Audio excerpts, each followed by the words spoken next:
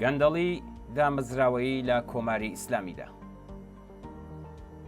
سەردێڕی ڕۆژنامەی هەممەیهان ڕۆژی یەکشەممە 25 خەرمانان لە ژێر ناونیشانی چی لەبارەی گەندەڵیەوە دەزانیت ئاماژەی بە چەند خاڵێکی سەرنجڕاکێش کردووە. لە سەرەتای بابەتەکەدا نووسراوە کە دەوڵەتی ڕئیسی بە دروشمی خەبات لە دژی گەندەڵی هاتە سەرکار، بێ ئاگا لەوەی کە هەر لە سەرەتای دەستبەکاربوونی دەوڵەتەکەی ئەودا گەندەڵی لەسەر ئاستی وەزیر دەستی پێکرد. لە درێژەی ئەو بابەتەدا هاتووە کە تەنیا 3 ساڵ لە تەمەنی ئەو دەوڵەتە تێپەڕی کە 2 وەزیر زیندانی کران و بەرپرسی 2 دامەزراوەی گرنگی دارایی لەگەڵ کۆمەڵێک تۆمەتی گەندەڵی بەرەوڕووبوونەوە، واتە ڕێکۆردی گەندەڵی دوای دەوڵەتی ئەحمەدی نژاد شکێنرا. هەممەیهان بابەتەکەی بەم جۆرە درێژە پێدەدات.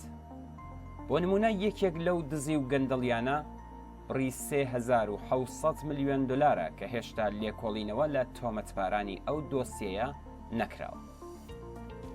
سزای وەزیری کشت و کاڵی ئەو دەوڵەتە پەیوەندی بە گەندەڵیەکی دیکەوە هەیە و هێشتا نۆبەی لێکۆڵینەوە لە دۆسیەی چایی دێبش نەگەیشتووە.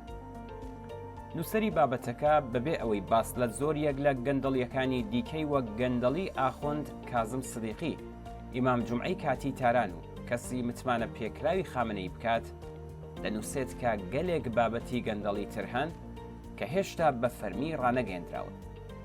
بە وتەی ناوبراو داتا ئاماریەکان دەری دەخات کە گەندەڵی لە دەوڵەتی ڕئیسیدا هیچ باشتر نەببوو لە کاتێکدا بە دروشمی دژە گەندەڵی هاتبووە سەرکار.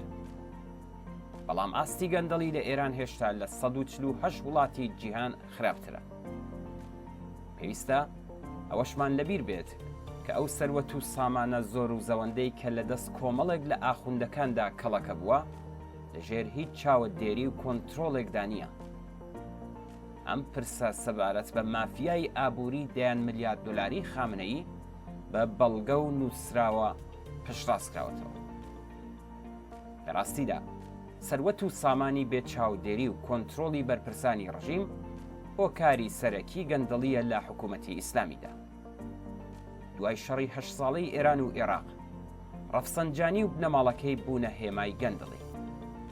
لەو سەردەمەدا ڕادەیەک لە گەندەڵی بۆ پێشکەوتنی ئابووری بە فەرمی و بە ئاشکرا وەک پێویستیەک دەزانرا.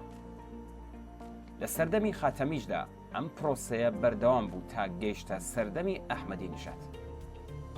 لە سەردەمی ئەحمەدی نژاددا ڕێژەی گەندەڵی ئابووری زۆر زیادی کرد. لە سەردەمی دەسەڵاتی ناوبراودا نەک هەر گەندەڵکار و دز و ڕاندخۆرەکان پەریان سێند، بەڵکو دزەکانی وەک محەممەد ڕەزا ڕەحیمی جێگری یەکەم و حەمید بەقایی جێگری جێبەجێکار، تەنانەت پێگە و پلە و پایەشیان بەدەستێنا. خودی ئەحمەدی نژاد تەنیا لە یەک حاڵەتدا 100 میلیارد تمەنی لە سندوقی بیمەی ئێران وەرگرت. گەندەڵی 13,000 میلیارد تمەنی بابەک زەنجانیش هەر لەو سەردەمەدا ڕوویدا. لە سەردەمی ڕوحانیدا دزیەکان گەورەتر بوون. بۆ نمونە دەرکەوت کە سادق لاریجانی بەرپرسی پێشووی هێزی دادوەری جگەل لە دزی و تاڵان و بڕەوی براکەی 63 ژمارە حسابی بانکی هەبووە. ڕی 1000 میلیارد تمەن کە گۆیا وەک سوودی کەفالەت و زیانەکان درابوو بە دەسەڵاتی دادوەری، بەڵام خراپبووە سەر حسابی تایبەتی خۆی. کاتێک ئاشکرا بوو وتیان کە سوودی بانکی ئەوانە مانگانە 20 میلیارد تمەنە. یان دزی و گەندەڵی هۆلدینگ یاسی سپای پاسداران ساڵی 96 لە سەردەمی ڕوحانیدا ئاشکرا بوو کە لاپەڕەیەکی دیکەی بە گەندەڵیەکانی قالیباف و بەشێک لە فەرماندە جنایەتکار و سەرکوتگەرەکانی ئەو هێزە زیاد کرد.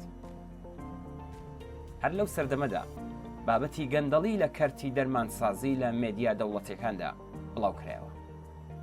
سەعید نەمەکی وەزیری تەندروستی کابینەکەی ڕوحانی وتی کە کاتێک ناوبراو لە ساڵی 97دا ئەو وەزارەتەی وەرگرت، گەندەڵی لە کەرتی دەوا و دەرماندا بەڕادەیەکی زۆر بوونی هەبوو. هەروە جگە لە گەندەڵی 50,000 میلیارد تمەنی لە بواری پزیشکیدا ڕوون نەبوو بڕی ئەو 1 میلیارد دلارەی کە بۆ دابینکردنی کەرەسە و ئامێری پزیشکی تەرخان کرابوو لەکوێ خەرج کراوە. ئەوەی کە لەسەر گەندەڵی نووسرا دڵۆپێک بوو لە دەریایەکی گەورەوە. گەندەڵی بنەمای ئابووری و هۆکارێکە بۆ مانەوەی کۆماری ئیسلامی. هەروەها گەندەڵی لە دەستی گروپە مافیا جۆراوجۆرەکاندا ئامرازێکی بەهێزیشە بۆ یەکلاکردنەوەی ململانێ ناوخۆیەکان. ئەم گەندەڵیە هێزێکی سەرکوتگەری دواکەوتوو کۆنەپەرست و ئاتەش بە ئیختیاری لە دەوری بازنەی بەرتەسکی دەسەڵات کۆکردێتەوە.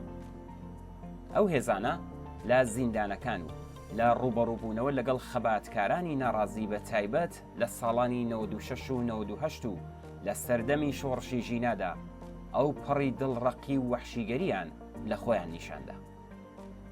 بەڵام کۆماری ئیسلامی کە بۆ مانەوەی خۆی بە تەواوی پشتبەستووە بە هێزە سەرکوتگەرەکانی، ئێستا ئیتر بە ڕژانی ترسی خەڵک لە دام و دەستگا سەرکوتگەر و گەندەڵەکەی کە مانگرتنی سەرکەوتوانەی 25 خەرمانان لە کوردستان یەکێک لە دوایین نمونونەکانیەتی تەمەنی بەرەو کۆتاییە.